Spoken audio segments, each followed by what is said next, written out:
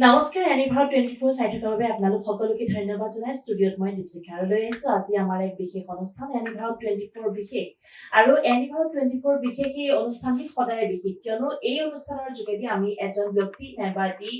বিশেষ অনুষ্ঠান আপোনালোকৰ আগত দাঙি ধৰিবলৈ সদায় প্ৰয়াস কৰি আহিছো আৰু আজিও আমি তেনে এজন ব্যক্তিক আপোনালোকৰ আগত চিনাকি কৰি দিবলৈ লৈ আহিছো গতিকে চিনাকি কৰি দিয়াৰ কথাই নাই তেখেতক আমি সকলোৱে জানো কিন্তু এটি বিশেষ কাৰণত আমি আজি তেখেতৰ সৈতে কিছু কথা পাতিম কিয়নো সদ্য ঘোষিত সংগীত নাটক একাডেমীৰ ওস্তাদ বিসমিল্লাহ খান যুৱ বঁটা 2024 বৰ্ষৰ যি বঁটা সেই বঁটা তেখেতে লাভ কৰিছে আৰু তেখেত হৈছে দিলীপ হীৰা অসমৰ এজন বিশিষ্ট লোকশিল্পী খুব সুন্দৰ বাঁহীবাদক আৰু আজি দিলীপ হীৰাৰ জৰিয়তে আমি কিছু কথা আপোনালোকৰ আগত দাঙি ধৰিবলৈ চেষ্টা কৰিম আৰু লগতে বাঁহীৰ সুৰেৰে আজি আমাৰ এই সন্ধিয়াটি অকণমান জীপাল হ'ব গতিকে দিলীপ দা আজি আমাৰ অনুষ্ঠানৰ মাজলৈ আপোনাক স্বাগতম জনাইছো কেনে আছে ভালে আছে চলিছে ঠিকে থাকে আৰু প্ৰথমতে আমাৰ এনিভাৰ 24 পৰিয়ালৰ পৰা আপোনালৈ বহুতো শুভকামনা জ্ঞাপন কৰিছো কাৰণ ইমান এটা সুন্দৰ বঁটা ইতিমধ্যে আপুনি লাভ কৰিছে সেয়ালৈ আমি সঁচাকৈ গৌৰৱান্বিত ধন্যবাদ এনিভাৰ 24 পৰিয়ালবৰ্গৰ লগতে এনিভাৰ 24 যিসকল দৰ্শকে অনুষ্ঠানটো চাই আছে তেখেত সকলোকো মোৰ ফালৰ পৰা এটি সেৱা জনাইছো যে ইমান ধুনীয়া এটি অনুষ্ঠানত মোক আমন্ত্ৰণ কৰিছে বুলি ভাবি গতিকে সেইকাৰণে মোৰ ফালৰ পৰা আপোনালোককো এটা ধন্যবাদ নিশ্চয় আৰু আজি বহুতো কথা পাতিম আমি যেহেতু এইখিনিতে মই কওঁ যে দিলীপ দা আৰু মই আজি বহুত বছৰৰ পৰা আমি ইজনে সিজনক জানো বা আমি কামো কৰিছো একেলগে আৰু দিলীপ দাৰ বাঁহীৰ সুৰেৰে সঁচাকৈ এটা সময়ত কিন্তু বহুতক মোহিত কৰি থৈ গৈছে আৰু আমি বহুখিনি কথা পাতিম আৰু শংকৰ মহাদেৱন দৰে এজন ব্যক্তিয়ে দিলীপ দাৰ বাঁহীৰ সুৰত মুগ্ধ হৈ তেখেতে প্ৰচাৰ কৰিছিলে তেখেতৰ ফেচবুক লাইভ যোগে প্ৰচাৰ কৰিছিলে সেইখিনি সকলোখিনি কথা পাতিম কিন্তু আজি অকণমান আমাৰ যিসকল দৰ্শকে জানিব বিচাৰি আছে আপোনাৰ বিষয়ে আমি তেওঁলোকৰ কিছু কথা জানিবলৈ বা জনাবলৈ প্ৰয়াস কৰিম অকণমান শৈশৱলৈ মই ঘূৰি যাম শৈশৱটো ক'ৰ পৰা কেতিয়া কেনেকে আৰম্ভ শৈশৱ আচলতে মোৰ বিৰাট জটিল আছিল বহুত কণ্টকময় আছিল মানে এটা যান্ত্ৰনাৰ এটা সময় আছিলে শৈশৱৰ মোৰ জন্ম নগাঁও জিলাৰ আমচৈ বেলতলা তাতে মোৰ জন্ম হোৱাৰ পিছতেই তেতিয়াই মই জনা হলো মানে মোৰ মাত ফুটা হ'ল তেতিয়াৰ পৰা মই মামাহঁতৰ ঘৰত মানে কাপোৰ ববলৈ যাম ককা আইতাৰ ঘৰত তাতে ডাঙৰ হলো আৰু তাতে স্কুলীয়া শিক্ষাও তাতে ললো আৰু সৰুৰ পৰা যেতিয়া মই স্কুললৈ যাওঁ আৰু তেতিয়া মানে কি আইতা ককাহঁতৰ লগত মই নামঘৰলৈ যাওঁ হৰিনাম কীৰ্তনবোৰ হৈ থাকে ভাগৱত পাঠ হয় নামঘৰ সেইবোৰ শুনো আৰু সেইবোৰ শুনি পেলাই সেইবোৰ সুৰবিলাক মোৰ মনত মানে ধুনীয়াকে বহি গৈছে লাহে লাহে ডাঙৰ হলো স্কুললৈ যাওঁ স্কুলৰ পৰা আহি গৰু চৰু চৰাবলৈ যাওঁ গৰু পথাৰত গৰু চৰাবলৈ যাওঁ নৈ পাৰত যাওঁতে গৰু চৰাই যাওঁ যেতিয়া মানে আমনি লাগে কি কৰি থাকো দূৰৰ পৰা বহুত ধুনীয়া এটা বাঁহীৰ সুৰ ভাহি আহে মনলৈ কোনোবাই বজাই চাগে সেই বতাহৰ ঢৌত মানে বহুত দূৰৰ পৰা যেতিয়া বাঁহী সুৰটো শুনা যায় সেই বাঁহী সুৰটোৰ মজাই বেলেগ মানে যোনে শুনি পাইছে তেওঁলোকে গম পাব গতিকে সেই সুৰটোৱে মোক বিৰাট মানে এটা আনন্দ দিছিলে সেইখিনি সময়ত তেতিয়া ভাবিছিলো মই যদি এনেকে বজাব পাৰিলোহেঁতেন এদিন বাঁহী ভাবিছিলো আৰু এনেকে তাৰপিছত আইতাই মোক বাঁহী এটা আনি দিলে বৰদোৱাত আমাৰ তাতে হোলীত মেলা হয় নহয় বৰদোৱাত আজি আছেনে আপোনাৰ আইতা ঢুকাল আইতা ঢুকুৱা আজি প্ৰায় 10 বছৰ মান হ'ল আজি হয়তো থকা হলে তেখেতে কিন্তু খুব ভাল পালে হয় আইতাই বাঁহী এটা আনি দিলে আৰু সেই বাঁহীটো যেতিয়া মই পাইছো মোৰ বিৰাট আনন্দ লাগিছে মই বাঁহী এটা পালো মই বজাওঁ একদম তেতিয়াৰ পৰা মানে যেতিয়াই মই গৰু চাবলৈ যাওঁ আবেলি স্কুলৰ পৰা 3টা বজাত আহি পাওঁ পাই পেলাই আৰু ভাতকেইটা খাই কিমান চনৰ কথা হ'ব সেইটো তেতিয়া বোধ হয় 2001-2 তেনেকুৱা টাইপৰ ন তাতকৈ পুৰণি দেই তাতকৈ পুৰণি হ'ব 2-3 বছৰমান যেতিয়া যাওঁ নদীৰ কিনাৰত গছ কেইজোপামান আছে তাতে উঠি খুব বাঁহী বজাওঁ গৰুবিলাক এৰি দিওঁ কেতিয়াবা গৰুৱেও বাঁহীৰ মাত শুনি পেলাই এনেকে লাগি চাই থাকে কোনে বজাইছে তেনেকুৱা পৰিৱেশ মুহূৰ্তও পাইছো মই বহুত বজাওঁতে লাহে লাহে মই ভাবিলো যে এনেকেনো দুটা তেতিয়া গান তুলিব পৰা হৈছো প্ৰথমতে মাত নোলাইছিলে কিন্তু এনেকে কণ্টিনিউ যেতিয়া বজাই থাকো তেতিয়া গানৰ মানে বাঁহীৰ মাতটো ওলাইছে আৰু মাতটো ওলোৱাৰ সমান্তৰালভাৱে লাহে লাহে দুটা এটা গানো মই বজাবলৈ পৰা হৈছো কাৰণ সেই গান ভাল পাওঁ সৰুৰ পৰা পথাৰত চিঞৰি চিঞৰি গানো গাওঁ কেতিয়াবা এনেকৈ যেতিয়া বজাই থাকোঁ ভাবিলোঁ আৰু যে এদিন মই যদি বাহিৰলৈ যাব লাগিব গুৱাহাটীত গৈ শিকিমকৈ আমাৰ গাঁৱততো তেনেকুৱা কোনো শিকোৱা মানুহ নাই এনেকুৱা অভাৱ আছে সেনেকৈ ভাবি আছোঁ আৰু মই যাই থাকোঁ কাম দৈনন্দিন যিবোৰ কাম কৰি গৈ থাকোঁ ঠিক মই মেট্ৰিকটো পাছ কৰিলোঁ মেট্ৰিক পাছ কৰাৰ পিছত হাই ছেকেণ্ডেৰীত এডমিশ্যন লৈছোঁ আৰু তেতিয়া মোৰ দেউতা ঢুকাই গ'ল আচলতে দেউতা ঢুকোৱাৰ পিছত আমাৰ ঘৰৰ সম্পূৰ্ণ দায়িত্ব মোৰ ওপৰত পৰিল যদিও মামাহঁতৰ ঘৰত আছোঁ আৰু এইফালে আমাৰ নিজৰ ঘৰৰ ডাঙৰ ল'ৰা ভাইটিহঁত সৰু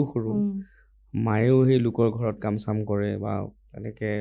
কিবা কিবি কৰে আৰু কষ্ট মষ্ট তেনেকৈ ঘৰখন চলাবলৈ উপায়হীন তো মায়ে ক'লে যে তই এতিয়া ঘৰলৈ আহিব লাগিব আৰু ঘৰখন চম্ভালিব লাগিব কাম কৰা মানুহ নাই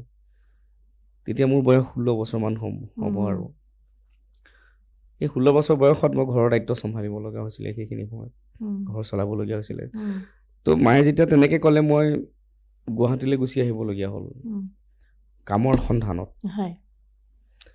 সন্ধানত গুৱাহাটীলৈ গুচি আহিলোঁ গুচি আহি এতিয়া মই কাম কৰিব লাগিব ক'ত কাম বিচাৰি পাম গুৱাহাটীততো আৰু ঘপককৈ কাম বিচাৰি পোৱা আহি পেলাইতো কাম কৰিব নাপায়হি প্ৰথমতে ফাৰ্ম গেটত আছিলোঁ মোৰ দেউতাৰ লগৰে খুৰা এজন নিমু বুলি কয় আৰু তেখেতৰ নামটো তেখেতে লৈ আহি মানে তেখেতৰ লগতে মই আছোঁ প্ৰথমতে ফাৰ্ম গেটতে মানুহ ঘৰত কাম কৰিছোঁ হাজিৰা কাম মানে সেইখিনি সময়ত তেওঁলোকৰ আলু লগাইছিলে আলু লগাবৰ কাৰণে কোৰ মাৰিব লাগে কোৰ মাৰিলোঁ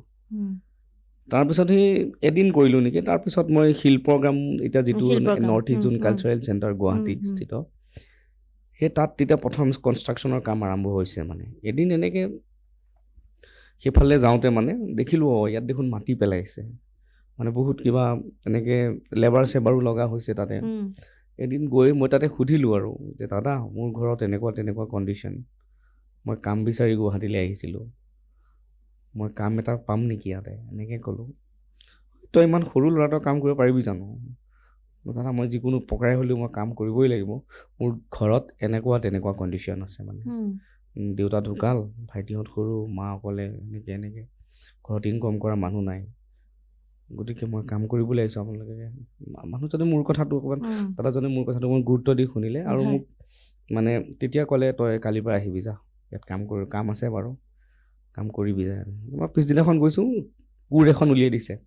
যাতে যিমান মাটি পৰে তহঁত আৰু কেইটামান আছোঁ আৰু বাহিৰৰ বহুত কেইজন লেবাৰ আমি হৈ গ'লোঁ তেতিয়া কৈছে পূৰা মাটি সমান কৰি যায় ইয়াতে মাটি সমান কৰি ঠিক 3 বছৰ কাম কৰিলোঁ শিল্পগ্ৰামৰ তাৰমানে প্ৰতিষ্ঠা হোৱা আপুনি একদম জড়িত প্ৰতিষ্ঠাপক বুলি ক'ব পাৰি মানে প্ৰতিষ্ঠাপক তেতিয়া যদি আমি এতিয়া কথাখিনি অনুভৱ কৰোঁ ভগৱানে হয়তো তেনেকৈয়ে আপোনাক লৈ আহিছিলে হয়তো আজি এই সন্মানখিনি পোৱাৰ ক্ষেত্ৰত ভগৱানে কিন্তু তেতিয়াই আপোনাৰ সেইটো নিৰ্ধাৰণ কৰি থৈছিলে আৰু আপোনাক তেনেকৈ লৈ আহিছে আৰু লৈ আহিছে কলাক্ষেত্ৰ একদম কাষলৈকে নহয় জানো আৰু য'ত নেকি শিল্প চৰ্চা হয় চবখিনি মানুহ গোট খাই একেলগে আপোনাক সেই জেগাখিনিলৈকে কিন্তু লৈ আহিছে নহয় জানো আৰু তেতিয়া কি হ'ল মই তাতে কাম কৰি থাকোঁ আৰু সেই তেতিয়াতো মই যেতিয়া গাঁৱত আছিলোঁ সেইখিনি সময়ত বিহু চিহু খুব ভাল পাওঁ মানে মামাই বিহু মাৰিছিলে বিহু প্ৰগ্ৰেম কৰিছিলে অনুষ্ঠানবিলাকত কৰিছিলে আৰু সেই তেতিয়া মানে বিহুগীতৰ সুৰবিলাকো মনত আছে আৰু ঢোল চোলো অকণমান কেতিয়াবা মাজে মাজে টুকুৰিয়াওঁ ঠিক তেনেকৈ যেনেকৈ মই শিল্পগ্ৰামত কাম কৰি থাকোঁতে মানে কলাক্ষেত্ৰত ৱালখনৰ সিপাৰে কৰ্মশালা হয় বিহু কৰ্মশালা বহুত ল'ৰা ছোৱালী ঢোল চোল বাঁহী চাহী বজাই ধুনীয়া কৰি থৈ দিয়ে ইভিনিংটো মইতো পাগল হৈ থাকোঁ সেই প্ৰভু মই কেনেকৈ এপাক যাম মই যাবও নোৱাৰোঁ মই ইফালে মই হাজিৰা কাম কৰি আছোঁ মই এতিয়া তাত মই কেনেকৈ তাত যাবলৈ হ'লে তাত মই জইন কৰিবলৈ হ'লে মোৰ সমস্যা আছে কিন্তু সেইবোৰ শুনি কেতিয়াবা কামৰ পৰা বাং মাৰি পেলাই অকণমান মই চাবলৈ আহোঁ ৰাস্তাৰ ইপাৰ পৰা উঠি বাৰু যি নহওক তেনেকুৱা সেইবিলাক সৰু স্মৃতিত ভাল লাগে ঠিক এদিন কি হ'ল মই কিন্তু মনতো সপোন এটা আছিলে যে মই শিকিব লাগিব সেই প্ৰথম যেতিয়া কাম জইন কৰিছিলোঁ এসপ্তাহমানৰ পিছত বা এমাহমানৰ পিছতেই হ'ব মই 6 মাইললৈ আহিছিলোঁ 6 মাইলত জিতেন্দ্ৰনাথ সংগীত মহাবিদ্যালয় এখন আছিলে সেই সংগীত মহাবিদ্যালয়খনত আহি পেলাই মই মানে হেৰি কৰিছিলোঁ মই সুধিছিলোঁ মেম এগৰাকীক পালোঁ ইন্দিৰা কোঁৱৰ বাইদেউক সুধিলোঁ যে বাইদেউ মই গান খুব ভাল পাওঁ মই শিকিবলৈ আহিছোঁ বাইদেউ মোক শিকাব নেকি মানে এডমিশ্যন কেনেকুৱা মই এডমিশ্যন ল'ম বাইদেউ আহি পেলাই সুধিলে ক'ত থাকা কি কৰা বাইদেউ মই শিল্প কামত তেনেকৈ হাজিৰা কাম কৰি আছোঁ। উম, এইটো আচৰিত হৈ গ'ল, উম, তই হাজিৰা কাম কৰি আছ ইমান সৰু ল'ৰাটোৱে, আৰু তই গান শিকিবলৈ আহিছ, কি তুমি গান কি গোৱা? বাইদেউ মই হৰিনাম চৰিনাম এইবিলাক আমাৰ গাঁৱত থাকোঁতে, গাঁৱলীয়া ল'ৰা যিহেতু, হয়, একো চহৰীয়া হাই হিলা একো নেজানো, উম, গাঁৱত থাকোঁতে আইতাহঁতৰ লগত কেতিয়াবা নাম চাম শুনিছোঁ, সেইবোৰ তেনেকুৱা কৰোঁ, বিহু চিহু কিবা অকণমান উম, এনেকুৱা গাওঁ বা বাঁহীও বজাওঁ, আৰু কেতিয়াবা ঢোল নেগেৰা খোল চুলো হৰিনামত এনেকৈ বজাওঁ। উম, তেতিয়াহ'লে মোক ক'লে যে তুমি ইয়াত এডমিশ্যন ল'ব নালাগে, মই তোমাক এটা ভাল জেগালৈ পঠিয়াওঁ, তুমি এইটো নাম্বাৰ লোৱা, এইটো নম্বৰত গৈ ফোন কৰিবা আৰু মোৰ কথা ক'বা, ইন্দিৰা কোঁৱৰ বাইদেউ বুলি পঠিয়াইছে। সেইজন হৈছে মোৰ গুৰু প্ৰভাত শৰ্মা ছাৰ। প্ৰভাত শৰ্মা ছাৰৰ নম্বৰটো দিলে,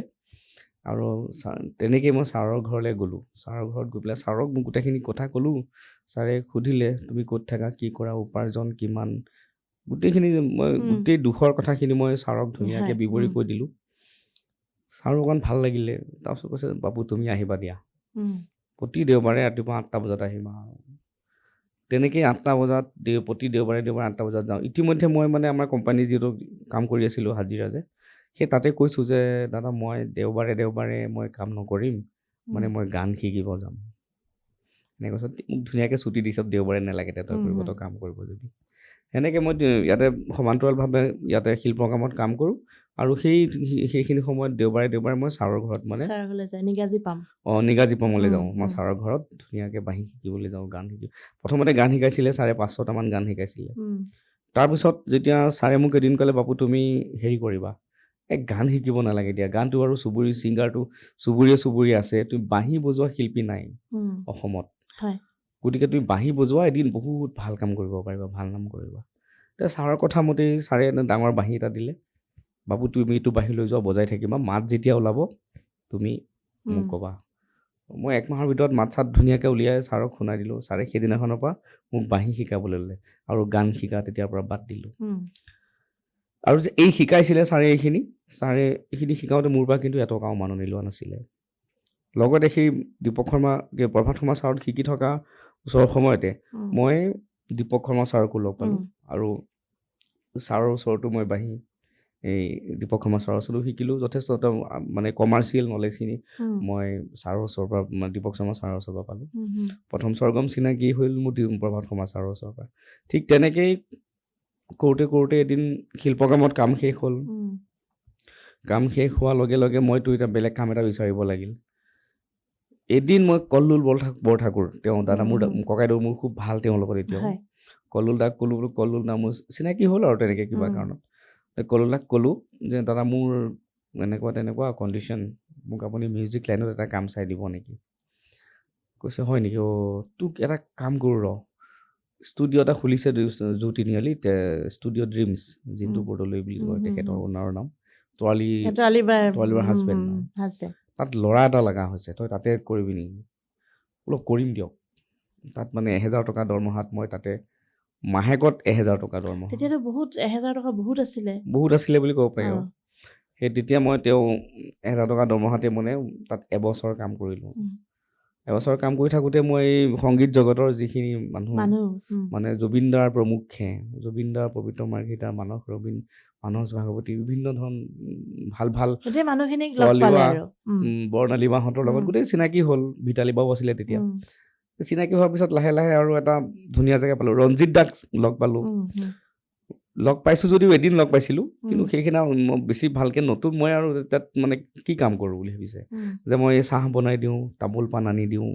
কেতিয়াবা এই চাফা তাফা কৰোঁ, ঝাৰু চাৰু মাৰোঁ, সেইখিনি কামেই কৰিছিলোঁ। সেনেকুৱা কাম কৰা এটা ল'ৰা এটাকনো ক'ত ভাল গুৰুত্ব দি হেৰি কৰিব, যি নহওক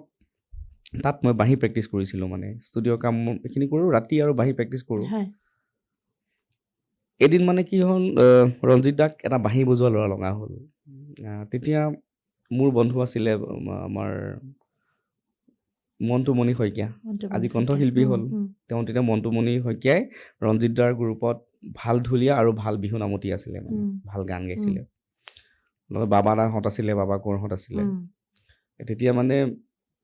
মোৰ ওচৰত যায় তেওঁলোক গৈ পেলাই কেতিয়াবা ঘৰৰ ৰুমতে বহি পেলাই অলপ বাঁহী চাহি বজাওঁ গান চান মনটোৱে গায় তেনেকৈ চিনাকি হৈছিলে মনটোৱে ক'লে বাবা তাই ক'লে ঐ ল'ৰা এটা লগা হৈছে মনটোৱে আৰু বাবা তাই কথা পাতি পেলাই মোক লৈ আহিলে তাৰপৰা ৰঞ্জিত দাৰ লগত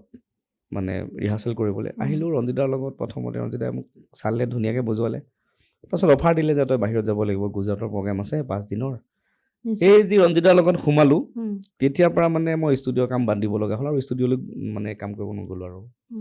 তেতিয়াৰ পৰা মই বিহু লগতলৈ মই 10টি বছৰ মানে বিহু জগতৰ লগত মানে লাগি থাকিলোঁ আৰু বিহু জগতৰ লগত সমান্তৰালভাৱে মই লোকসংগীতৰ যিখিনি বড়ো মিচিং কাৰ্বি ৰাভা তিৱা দেউৰী মানে আদিবাসী ঝুমুৰ বিভিন্ন এইখিনি মই শিকিলোঁ এতিয়া মই বাঁহীত সেইবোৰ বজাবলৈ লওঁ তাৰপিছত আৰু সেই তেনেকৈ মোৰ শৈশৱটো তেনেকৈ পাৰ হৈ গ'ল তাৰপিছত নিজাকে কিছুমান কাম কৰি আছোঁ আৰু পিছত পাতিম লাহে দেৰি নিশ্চয়কৈ আচলতে এটা কথা কিন্তু আজি মই সত্য বুলি মানি ল'ম যে বোকাতহে কিন্তু পদুম ফুল ফুলে সঁচা কথা হয়নে সঁচা কথা আপুনি যিখিনি কষ্ট কৰি আহিলে সেই কষ্টৰ পৰা আজি যিটো আপুনি সন্মান আপুনি পাইছে আমি আপোনাক দিলীপ হীৰা বুলি আমি বহু বছৰ পৰাই জানো কিন্তু আজিৰ এই সন্মানটো আৰু এই সন্মানখিনি পোৱাৰ পিছত কিন্তু আপোনাৰ যি কষ্ট ত্যাগ এইখিনি কিন্তু সকলোৱে গম পাইছে এই বিশেষকৈ মই এই সন্মানটোৰ আঁৰত মই ধন্যবাদ দিব লাগিব যে এই মোৰ এই যাত্ৰাটোত মানে সেই শৈশৱৰ গুৱাহাটীৰ পৰা অহালৈকে আৰু এই আজিলৈকে আৰু ইয়াত মই যথেষ্ট মোৰ মানে কি বুলি ক'ম যে মোৰ শুভাকাংক্ষীসকল মোৰ গুৰুসকল মোৰ দিহা পৰামৰ্শ দিয়াসকল আৰু সেইসকলক মই এইখন মজিয়াৰ পৰা মই এটা থেংক ইউ দিছোঁ ধন্যবাদ জনাইছোঁ যে তেওঁলোকৰ অবিহনে তেওঁলোকৰ যদি ভাল ভাল কথাবোৰ মই নুশুনিলোহেঁতেন আজি মই ইমান ধুনীয়া এটা বঁটা পাবলৈ মই সক্ষম নহ'লোহেঁতেন আৰু লগতে থেংক ইউ দিছোঁ যে ভাৰত চৰকাৰ সাংস্কৃতিক মন্ত্ৰালয়ৰ অধীনত যিটো সংগীত নাটক একাডেমীৰ পৰিয়ালবৰ্গকো মই এইখন মজিয়াৰ পৰা বহুত ধন্যবাদ দিছোঁ যে মোৰ দৰে এটা ল'ৰাক ইমান ধুনীয়া এটি সন্মানৰ বাবে যোগ্য বুলি বিবেচনা কৰি বাছনি কৰাৰ বাবে তেওঁলোককো মই এখন মজিয়াৰ পৰা আৰু আপোনাৰ বুলি নহয় আপোনাৰ যিখিনি প্ৰতিভা সেইখিনিক আচলতে এই যি সন্মানটো সঁচাকৈ আমিও ধন্যবাদ জ্ঞাপন কৰিছোঁ কাৰণ লোকসংগীতৰ ক্ষেত্ৰত বিশেষভাৱে জড়িত ব্যক্তিসকলে এনেধৰণৰ সন্মানটো পালে আমাৰো ভাল লাগে নহয় জানো আৰু যিহেতু বাঁহী আপুনি ইমান ধুনীয়াকৈ পৰিৱেশন কৰে আৰু আমি বাঁহীও শুনিম কিন্তু এতিয়া অলপ বাঁহীৰ সুৰ আমি শুনিম ৰাইজক শুনাবও লাগিব এইখিনিতে মই এটা প্ৰশ্ন সুধিব বিচাৰিছোঁ যে বৰ্তমান সময়ত আমাৰ প্ৰায়বিলাক আজিৰ প্ৰজন্মৰ ল'ৰা ছোৱালীয়ে আমাৰ কিন্তু সেই লোকসংগীতৰ প্ৰতি আকৃষ্টটো অলপ কম হোৱা যেন দেখা পাওঁ ক'ৰবাত তেনেকুৱা বোধগম্য হয়নে কেতিয়াবা হয়তো কি ক'ব এই প্ৰসংগত যিহেতু আপুনি লোকসংগীতৰ চৰ্চা কৰি আপুনি আজি এই সন্মানটো পাইছে মই এইটোৱে ক'ম যে লোকসংগীতত আজিকালি কি হৈছে অলপ মানে আজিৰ প্ৰজন্মটোৱে অকণমান লোকসংগীতৰ প্ৰতি অকণমান অলপ কম মনোভাৱটো দেখুৱাই যায় কথা কিন্তু সেইটো এটা সময় উপযোগী আজি বিহু মঞ্চ এখনত চাবচোন আপুনি লোকসংগীতৰ অনুষ্ঠান এটা পৰিৱেশন কৰকচোন আপুনি মাননি যিমানখিনি পাব লাগে তাৰ পৰা উচিত মাননি নাপায় কিবা এটাহে পায় কিন্তু আপুনি আধুনিক সংগীত মানে আধুনিক গীত মানে যিবোৰ মানে আমি কীবৰ্ড গীটাৰ লৈ পেলাই আমি যিবোৰ আমি কণ্ঠ সংগীত পৰিৱেশন কৰোঁ তাক কিন্তু আমি বহুত মাননি দি পেলাই আমি তেওঁলোকক আনিবলগীয়া হয় মানে কি তেওঁলোকৰ ইনকামটো বেছিকৈ দিয়া যায় উদ্যোক্তাসকলে তেওঁলোকক বেছি গুৰুত্ব দিয়ে লোকসংগীতক গুৰুত্ব দিয়ে তাৰ বিশেষ চাওক দেই উদ্যোক্তাসকলেও চাব লাগিব উদ্যোক্তাও লাগিব ভাল শ্ৰোতাও লাগিব ভাল পৰিৱেশকো লাগিব গতিকে সেইটোৱে যে গতিকে এখন স্কুলত মানে এখন ষ্টেজত যদি মই গান গাই পেলাই মই 4 লাখ 5 লাখ টকা পাওঁ মই এটা বিহু নৃত্য কৰি পেলাই যদি 15,000হে পাওঁ 10,000 টকাহে পাওঁ গতিকে মোৰতো পেট এটা আছে চলিব লাগিব হয় গতিকে পেটটো চলাবৰ কাৰণে মই ভাল পইচা ইনকম পোৱা কাম এটা কৰিব লাগিব ইতিমধ্যে আমি জানো যে লোকসংগীত অনুষ্ঠান কৰিলে ভাল মাননি দিয়ে কণ্ঠ সংগীত যদি মই আমি যদি অকণমান পৰ্যবেক্ষণ কৰোঁ লোকসংগীত বুলি ক'লে আমাৰ যিবিলাক লোকগীত আছে তাৰপিছতে আমাৰ যিবিলাক জনগোষ্ঠীয় হয়। যিবিলাক গীত আছে আমাৰ গুৰুজনা আমাৰ যি সৃষ্টিৰাজী বৰগীতেই হওক আমাৰ এই মানুহখিনিয়ে এইখিনি যিখিনি সম্পদ এই সম্পদৰ প্ৰতি ক'ৰবাত অকণমান অনীহা দেখুৱায় সেইটোৱেতো কথাটো তে সেইটো কাৰণে যে আজিৰ প্ৰজন্মই কি অমুকে গীত গাইছে ইমান ভাল মানুহ পাইছে ভাল ধুনীয়াকে মিডিয়াত দেখায় গতিকে ময়ো সেইটোৰ প্ৰতি মই গান গাবলৈ চেষ্টা কৰোঁ মই গিটাৰ বজাবলৈ চেষ্টা কৰোঁ কীবৰ্ড বজাবলৈ চেষ্টা কৰোঁ এনেকুৱা টাইপৰ তাৰ ফলত কি মই ঢোলটো বজাবলৈ পাহৰি গৈছোঁ যদিও মই কৰ্মশালা কৰিবলৈ মোৰ আঙুলিত ধৰি ধৰি মা দেউতাই মোক কৰ্মশালা কৰিবলৈ লৈ গৈছিলে বিহু নাচিবলৈ মোক লৈ গৈছিলে ষ্টেজলৈ কিন্তু মোক সেইবোৰ পাহৰি পেলাই মই এতিয়া মডাৰ্ণ ডেন্স কৰা হৈছোঁ বা আধুনিক কিবা এনেকুৱা কৰা হৈছোঁ যিটো মানে আজি ইয়ং জেনেৰেশ্যনে বেছি ভাল পায় সময়ৰ লগত খাপ খোৱাকে তো সেইটো কাৰণে কিন্তু সেইটো কথা ভাবিয়ে মোৰ বোধেৰে লোকসংগীতৰ প্ৰতি অকণমান চৰ্চা কমি গৈছে এতিয়া কিন্তু আপোনালোকৰ দায়িত্ব বাঢ়িলে দায়িত্বটো বাঢ়িছে হয় কিন্তু লগতে ভয়ো লাগিছে মানে কি কৰিম কৰিবলৈতো বহুত আছে মই যিখিনি কৰিম বুলি ভাবি আছো সেইখিনি মানুহে মোক যদি কৰি দেখাওঁ মানুহে একচেপ্ট কৰিবনে নাই লোকসংগীতৰ ওপৰত বহুত কাম কৰিবলৈ আছো মই নিজে অনুভৱ কৰোঁ কি কাম কৰিবলৈ আছে গতিকে সেইটোৱে যে আজিকালি প্ৰজন্মৰ এনেকুৱা গৈছে কিন্তু তাৰে কিছুমান আমি দেখিছোঁ মোৰ চকুৰ আগতো দেখিছোঁ যে সঁচাকৈ সৰু সৰু ল'ৰা ছোৱালী সিহঁতৰ অন্তৰত এটা ধুনীয়া ভাল ভাৱ এটা লৈ মানে আধ্যাত্মিক ভাৱ এটাও চেতনা শক্তি এটা থাকে আৰু সেইটো লৈ পেলাই তেওঁলোকে লোকসংগীতৰ ওপৰতো সৰু সৰু ল'ৰাবিলাকে কাম কৰা দেখিছোঁ মানে CCRT স্কলাৰশ্বিপবোৰ পাইছে সৰু 5 পৰা 12 বছৰ বয়সৰ আৰু বিভিন্ন কৰ্মশালাত কৰিছে বিহু কৰ্মশালা হওক বা এনেকুৱা ঢোলৰ কৰ্মশালা হওক বাহিৰ কৰ্মশালাও কৰা দেখা গৈছে গতিকে সেয়াই মানে কি হয়তো নতুন প্ৰজন্মৰ কিছু অংশ অলপ মানে আধুনিকতাৰ ফালে ঢাল খাইছে আৰু কিছু অংশ মানে লোক সংগীত ভাল পায় তেওঁলোকে এনেকে কৰিছে এনেকেই তাতে দুটা এটা প্ৰতিভা সৃষ্টি হ'ব যে সকলো প্ৰতিভাই যে প্ৰাণ পাই উঠিব সেইটো নহয় তাৰ ভিতৰতে দুই এটা প্ৰতিভাই প্ৰাণ পাই উঠিব লোকসংগীতৰো হওক বা আধুনিক সংগীতৰো তেনেকৈ আমি কথা আৰু পাতিম কিন্তু এইখিনিতে অকণমান এতিয়া আমি অলপ বাঁহীৰ সুৰ আমি কিন্তু শুনিব বিচাৰিম বাঁহী বজাওঁ যেতিয়া বাঁহীটো অকণমান ৰাইজক বজাই নুশুনালে সঁচাকৈ মোৰো ভাল নালাগিব বাঁহী এটা মই জানো যে আপুনি মোক বাঁহী অকণমান বজাব দিব সেইকাৰণে বাঁহী এটা মই লৈও আনিছোঁ লগত ঠিক আছে কেনেকুৱা বজালে ভাল হয় প্ৰথম অকণমান লোকসংগীতৰে আমি বিচাৰিম লোকসংগীতৰ তাৰপিছত কিন্তু মোৰ এটা অনুৰোধ আছে মই অনুৰোধটো ক'ম ঠিক আছে বাৰু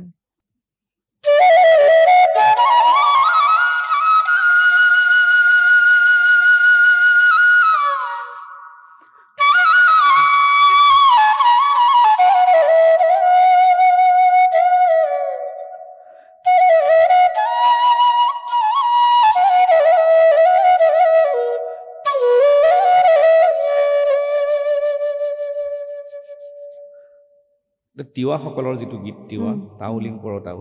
নিশ্চয় মোৰ খুব প্ৰিয়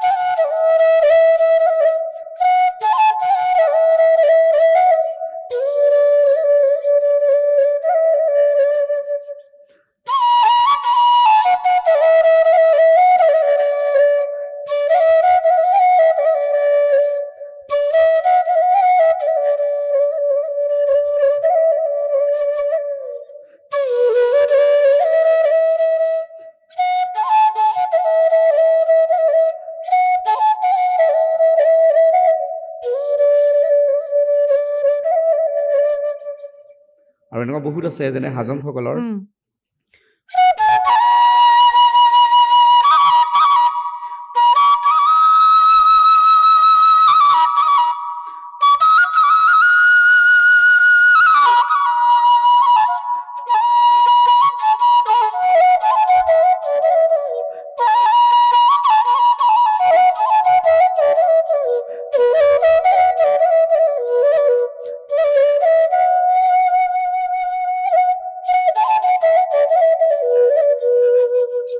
যদি ৰাভাসকলৰ বজাব যাওঁ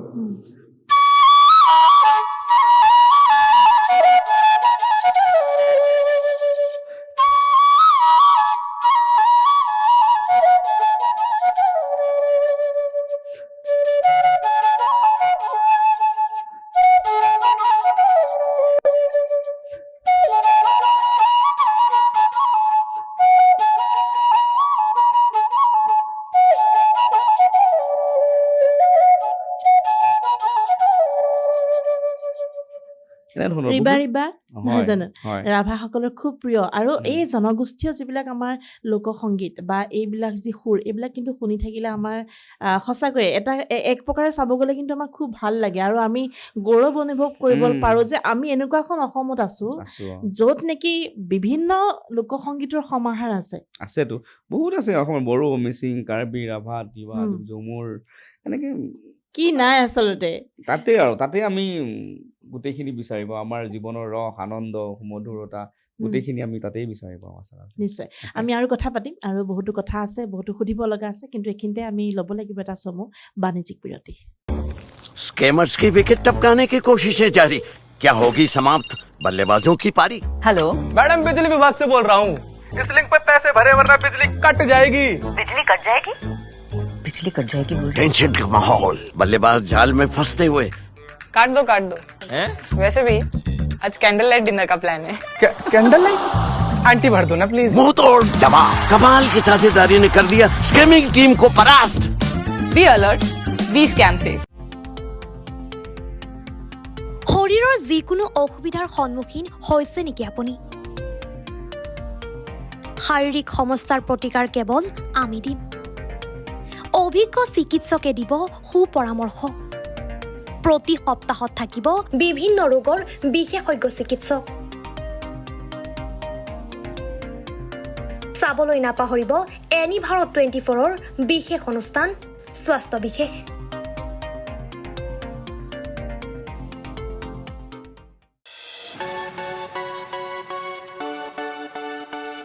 ৰঙাপাৰাবাসীৰ বাবে সুখবৰ আপুনি যদি দুচকীয়া বাহন ক্ৰয় কৰিব বিচাৰিছে তেন্তে এতিয়াৰ পৰা আৰু চিন্তাৰ কোনো প্ৰয়োজন নাই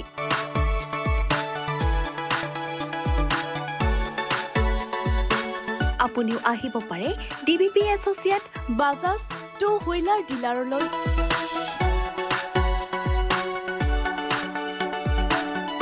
আমাৰ ঠিকনা হৈছে ৱাৰ্ড নং ৮ ঠাকুৰবাৰী ৰোড ডাকঘৰ ৰঙাপাৰা জিলা শোণিতপুৰ অসম আমাৰ যোগাযোগ নম্বৰ হৈছে 9435707133 আৰু 9707967285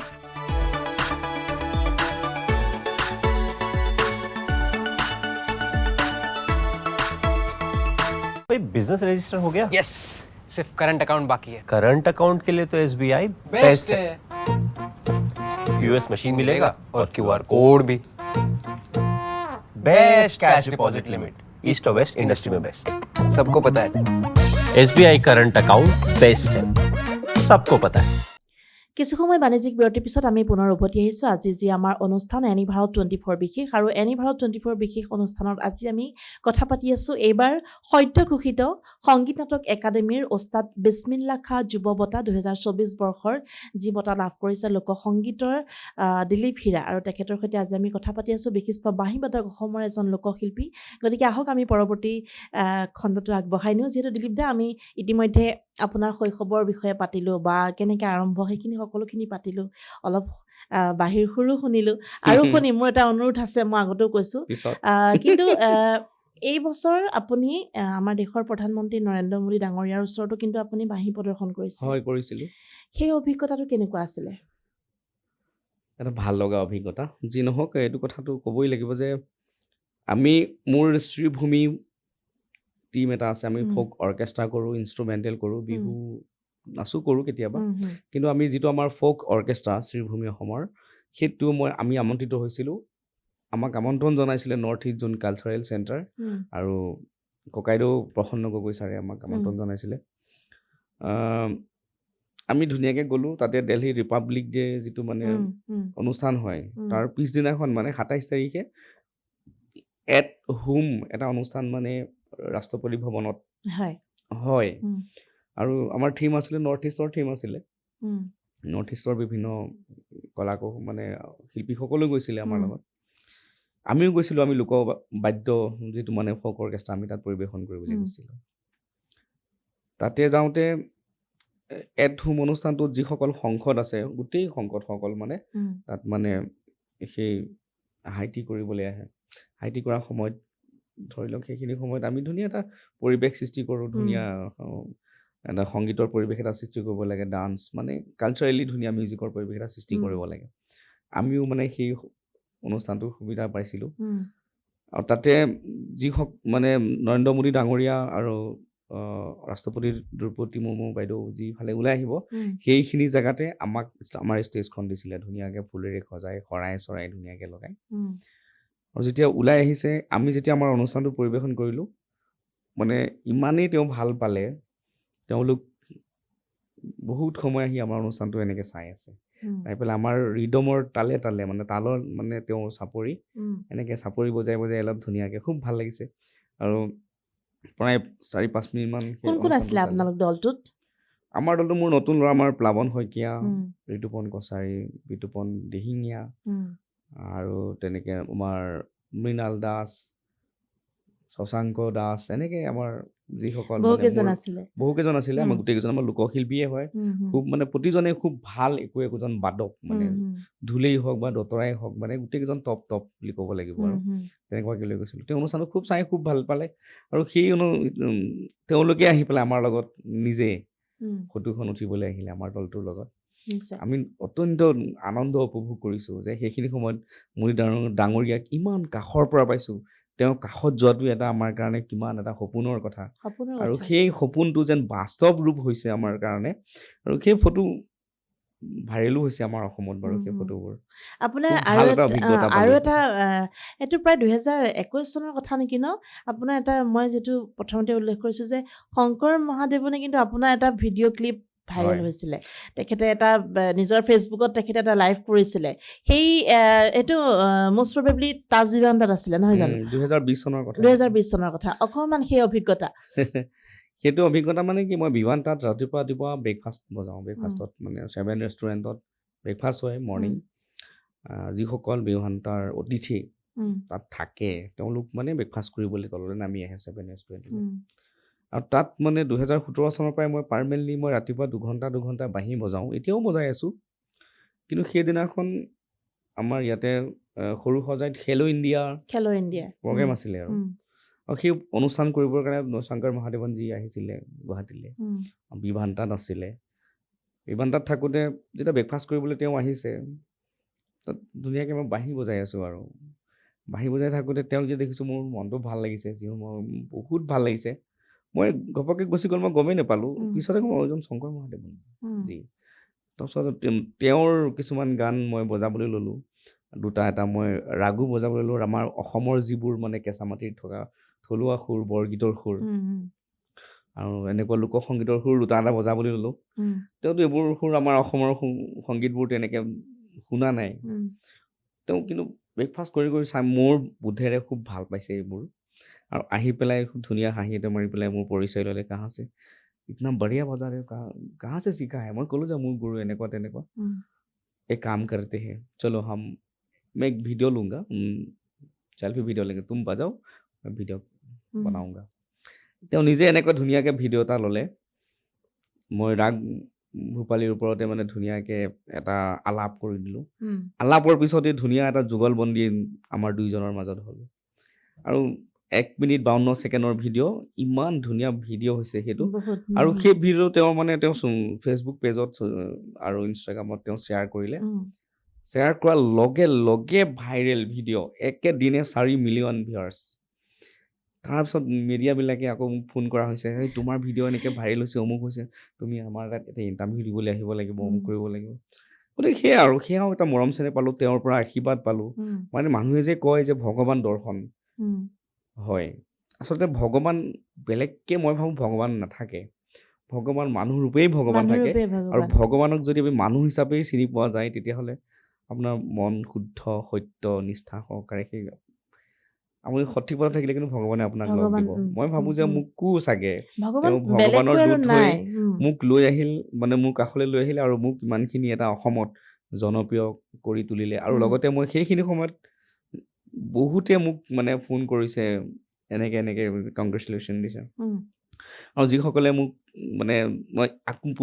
ধন্যবাদ জনাইছো আগতে হয়তো আজিও আপোনাক ধন্যবাদ চিনাকি জনাই কৰি থাকো দিয়াত তেখেতৰ ভিডিঅ'টোৱে আৰু অকমান জনপ্ৰিয়তাৰ- আগবঢ়াই নিলে নহয় জানো জনপ্ৰিয়তাৰ এখোজ আগলৈ দিলে মোক মানে আৰু গতিকে এটা কথা আমি সদায় মন কৰিম যে আমি সদায় মন কৰি আছো যে যি হয় ভাল হয় আৰু যি হ'ব ভাল হ'ব আৰু যি হৈছিলে ভাল হৈছিলে এতিয়া যদি সেইখিনি আমি আপোনাৰ ক্ষেত্ৰত চাওঁ তেন্তে এতিয়া যদি ঘূৰি যাওঁ 2020 চনত কিন্তু যি হৈছিলে ভালেই হৈছিলে যি হৈছিলে ভাল হৈছিলে সেইবোৰ আচলতে একো এটা লিংক যে মোৰ সেইটো এটা মানে এই জখলাৰ এডাল মানে এখোজ আগলৈ গ'লো আৰু আহি তাৰ মাজত বিভিন্ন অনুষ্ঠান প্ৰতিষ্ঠান কৰিছোঁ বিভিন্ন জেগাত কিছুমান নেটৱৰ্ক বনাইছোঁ মানুহ চিনাকি হৈছোঁ আৰু লাহে লাহে এতিয়া চৰকাৰৰ দৃষ্টিটো মই আকৰ্ষিত হৈছোঁ ফলত চৰকাৰে মোক এনেকুৱা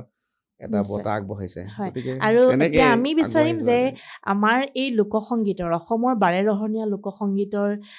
যিখিনি আছে লোকসংগীত যিখিনি আছে সেইখিনিৰ ওপৰত এতিয়া আপোনাৰ দায়িত্ব বহুত বাঢ়িলে আপুনি বাঢ়িব। কাম কৰি যাব লাগিব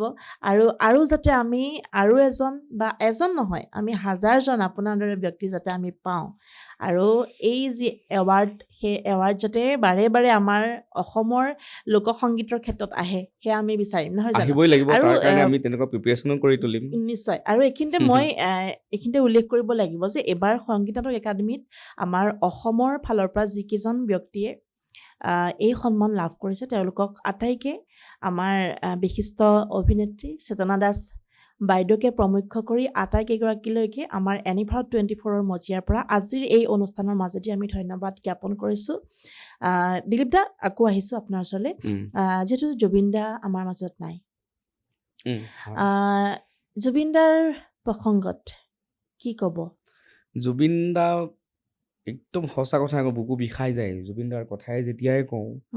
বুকু বিষাই যায় মানে অসমত মই এনেকুৱা এজন মানুহ নাই মই ভাবোঁ যি নেকি জুবিন দাৰ খবৰটো শুনি চকুলো টোকা নাই জুবিন দাই মোক একদম ওচৰৰ পৰা পাইছে মই যেতিয়া ষ্টুডিঅ' ড্ৰিমছত থাকোঁ তেওঁ তেতিয়া গান গাবলৈ আহে তেওঁ একে নিশাই 10টা 15টা 20টা গান গাই যায় হয়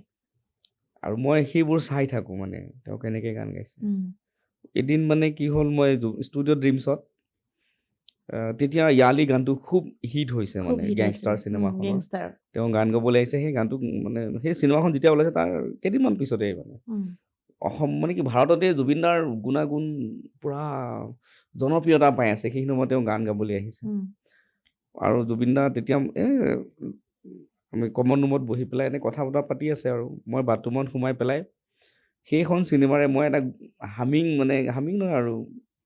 এটা গান না জানে কৈ कैसे है जिंदगानी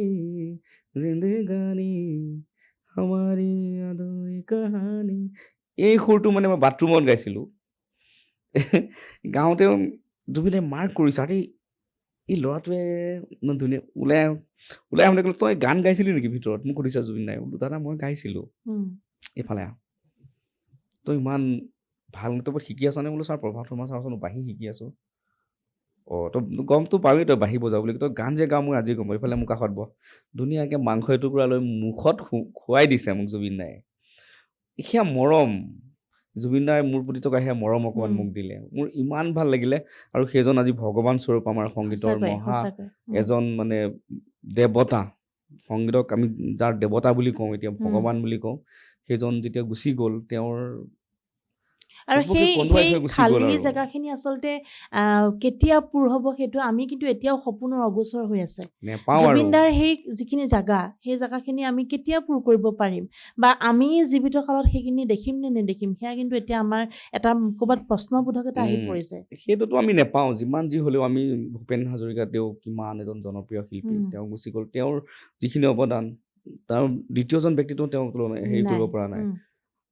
জয়ন্ত হাজৰিকা গুচি গ'ল বিষ্ণু ৰাভা গুচি গ'ল তেনেকুৱা মহান যিসকল আছিলে তেওঁৰ জেগা দখল কৰিব পৰা মই দ্বিতীয়জন ব্যক্তি ওলাব বুলি মই নাভাবোৱে গতিকে সেইটোৱে আৰু এটা আমি সৌভাগ্যৱান বুলি ভাবিম যে আমি জুবিন দাক নিজৰ কাষত পাইছোঁ, নিজ চকুৰে দেখিছোঁ। আৰু কিন্তু আমাৰ তেওঁ- পিছৰ প্ৰজন্মই অকণমান উম। চাগে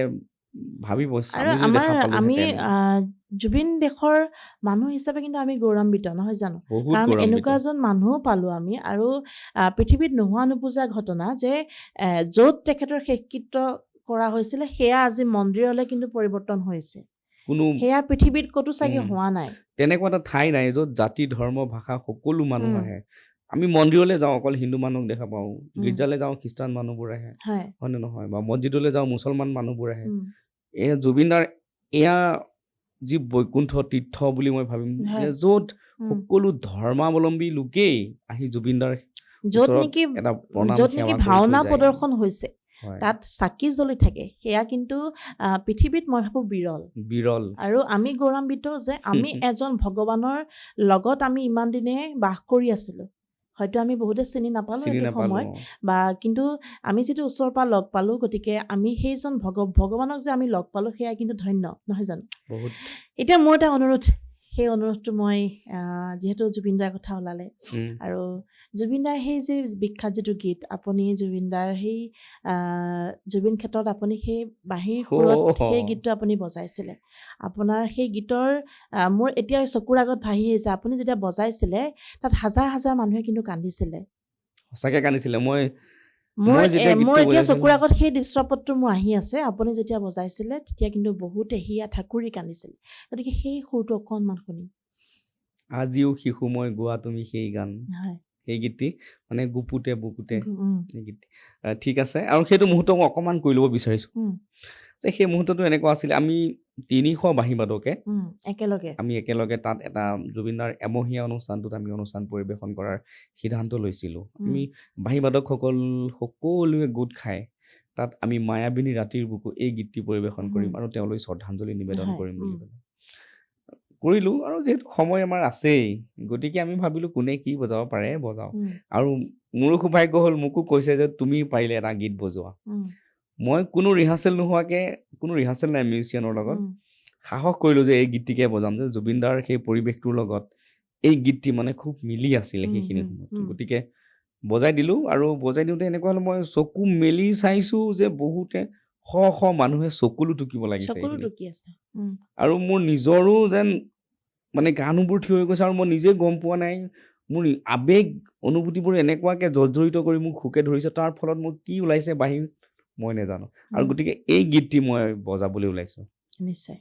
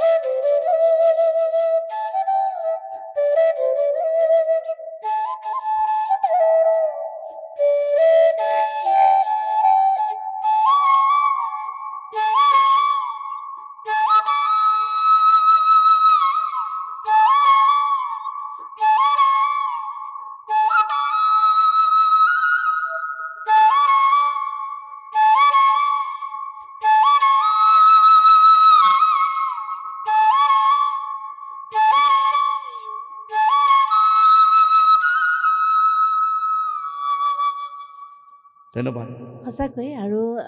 গানটোত কৈছে যে চকু মেলা সাৰ পোৱা নহয় জানো মোলে কথা এবাৰ কোৱা। কথা কোৱা যদি সঁচাকৈ তেনেকৈ যদি জুবিন দা সঁচাকৈ আমাৰ মাজত ঘূৰি আহিলেহেঁতেন নহয় জানো সঁচাকে সেই মুহূৰ্তটোত সেইটোৱে আৱেগ লাগে যে তেওঁ সোণাপুৰত ধুনীয়াকে শুই আছে, উম, আমি চবেই তেওঁক বিচাৰি আছো তাতে, উম, সেইকাৰণে কোৱা হৈছে যে চকু মেলা সাৰ পোৱা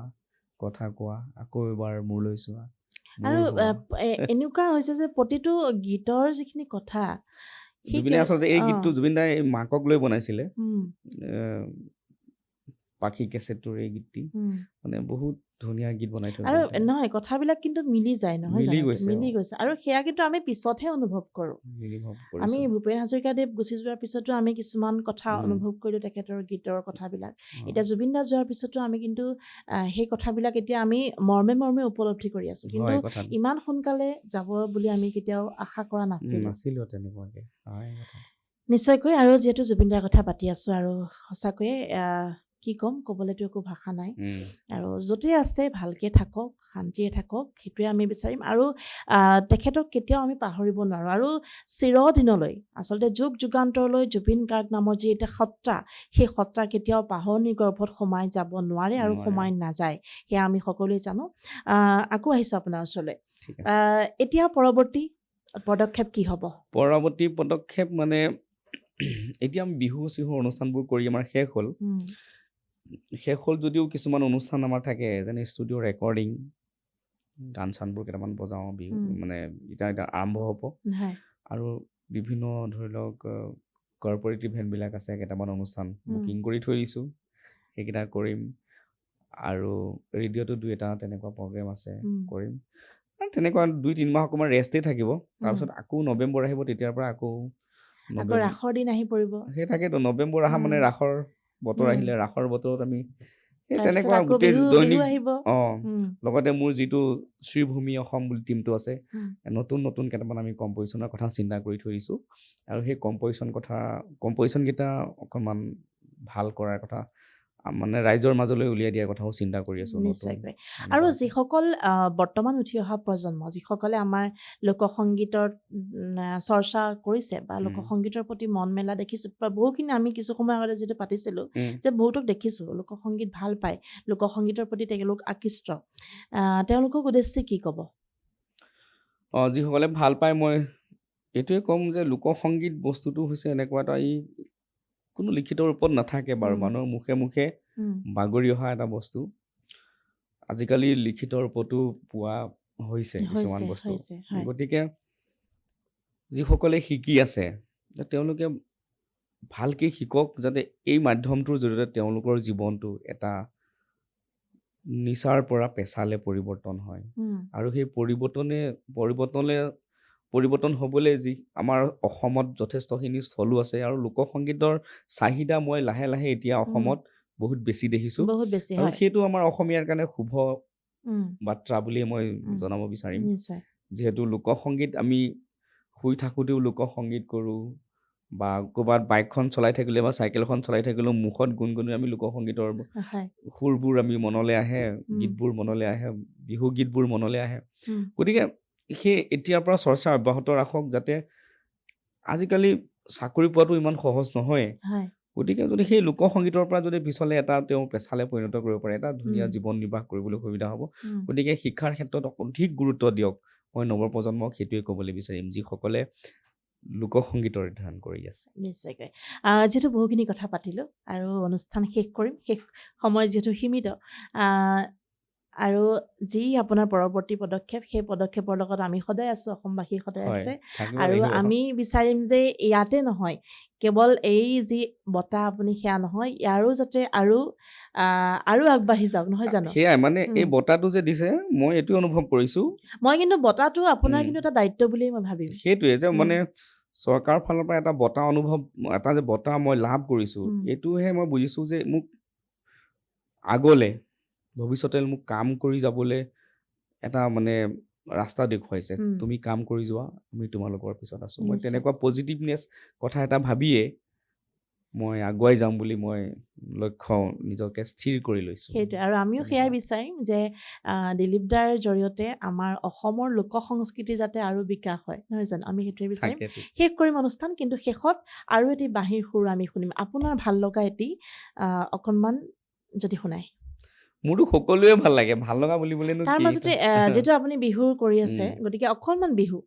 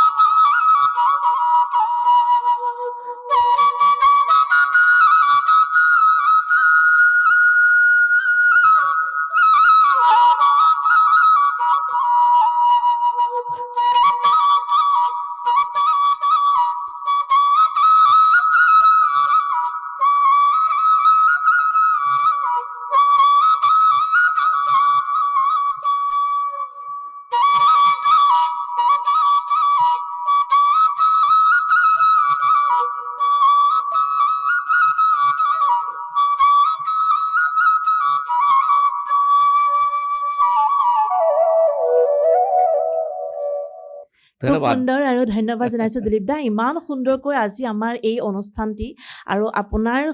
সুৰেৰে, বাঁহীৰ সুৰেৰে আজি আমাৰ অনুষ্ঠানটি সঁচাকৈ একদম জীপাল কৰি তুলিছে আৰু বহুত বহুত ধন্যবাদ। ধন্যবাদ। আশা কৰোঁ আমাৰ দৰ্শকে আজি অনুষ্ঠানটি চাই ভাল পালে আৰু দিলীপ দাৰ বিষয়ে যিসকলে নাজানে, মই ভাবোঁ আজি অনুষ্ঠানৰ জৰিয়তে দিলীপ দাৰ বিষয়ে আপোনালোকে জানিবলৈ পালে আৰু আমাৰো এনি ভাৰত 24 বিশেষ অনুষ্ঠানত আমি সেইটোৱে প্ৰয়াস কৰোঁ যে এজন বিশেষ ব্যক্তিক আমি অকণমান আৰু অলপ বিশেষ কৰি তোলাৰ যি আমাৰ প্ৰয়াস, আৰু সেই প্ৰয়াস আমাৰ সদায় অব্যাহত থাকিব। আৰু ধন্যবাদ জনাইছোঁ আজি Thank you. ইমানখিনি ব্যস্ততা, এই মোৰ ব্যস্ততাৰ ফালৰ পৰা মাজতো ধন্যবাদ জনালো যে আপোনালোকে মোক আমন্ত্ৰণ জনাই হয়। ইমান ধুনীয়া এখন প্লেটফৰ্ম দিছে, দুই এটা মনৰ কথা ক'বলৈ সুযোগ নিশ্চয়। পাইছোঁ, তাৰ কাৰণে আৰু মই এয়াই যথেষ্ট নহয়, আমি ধন্যবাদ আকৌ দিছোঁ। কথা পাতিম, আকৌ হয়। আমি সময় সুবিধা সুযোগ মিলি কিন্তু আমি আকৌ কথা পাতিম, আকৌ বাঁহীৰ সুৰেৰে কিন্তু আমাৰ এই মঞ্চখন জীপাল কৰি তুলিব লাগিব। গতিকে ধন্যবাদ জনাইছোঁ দিলীপ দা, আৰু পুনৰবাৰ আকৌ শুভেচ্ছা জ্ঞাপন কৰিলোঁ। আৰু ধন্যবাদ। মই ভাবোঁ কাম কৰি যাওক আৰু আমি যাতে ইয়াতকৈও আৰু অধিক ফল যাতে আপোনাৰ পৰা আশা কৰোঁ, নহয় জানো? গতিকে আমি পুনৰ আহিম আপোনালোকৰ মাজলৈ এনি ভাৰত 24ৰ বিশেষ মজিয়াত, বিশেষ অনুষ্ঠান লৈ। তেতিয়ালৈকে চাই থাকিব আপোনালোকৰ প্ৰিয় চেনেল এনি ভাৰত 24। ধন্যবাদ।